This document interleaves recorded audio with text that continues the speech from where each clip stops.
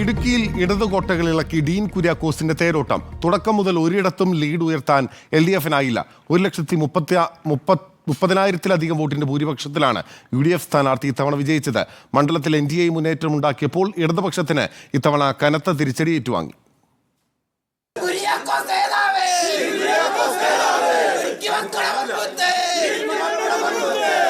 വോട്ടെണ്ണൽ ആരംഭിച്ചതു മുതൽ 7 നിയമസഭാ മണ്ഡലങ്ങളിലും ഡീൻ കുര്യാക്കോസ് വ്യക്തമായ ലീഡ് നിലനിർത്തിയിരുന്നു.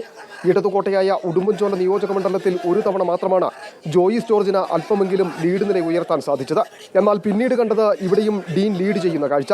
1,31,154 വോട്ടിന്റെ ഭൂരിപക്ഷത്തിലാണ് ഡീനിന്റെ വിജയം.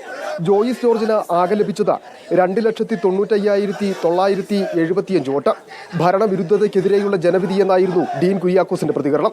ഈ മഹാവിജയം ഇന്ത്യയിലെ ജനാധിപത്യ മതേതര പോരാട്ടത്തിന് കരുത്തു പകരുന്നതിന് വേണ്ടിയിട്ടുള്ള ഇടുക്കിയിലെ ജനങ്ങളുടെ വലിയ സംഭാവനയാണ് എന്ന് ഞാൻ കരുതുകയാണ്.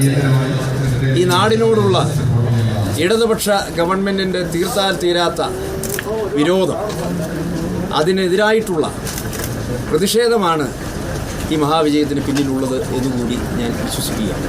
അതേസമയം ഇത്തവണ കേരള കോൺഗ്രസ് ഒപ്പമുണ്ടായിരുന്നിട്ടും 2019 ജോയിസ് ജോർജ് നേടിയതിനേക്കാൾ 40,000-ത്തോളം വോട്ടിന്റെ കുറവും ഇത്തവണ ഇടതുപക്ഷത്തിലുണ്ടായി. എന്നാൽ NDA നേരിയ തോതിലെങ്കിലും ഇത്തവണ വോട്ട് വിഹിതം വർദ്ധിപ്പിക്കുകയും ചെയ്തു.